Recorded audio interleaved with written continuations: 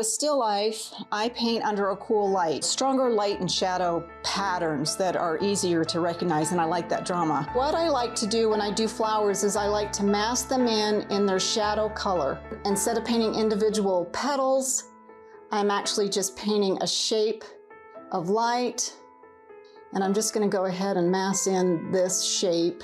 Anything that's coming forward and being lit by the light will be cooler, but it will also be brighter. Okay, so I'm going to take that little tail and let's put a highlight on there,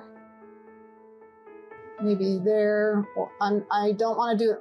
Now that's a little big, but I'll carve it down and maybe on this one as well. So then I'll go back to my brush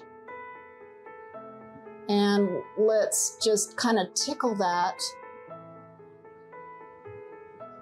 And again, I want to make sure that these highlights don't compete with that.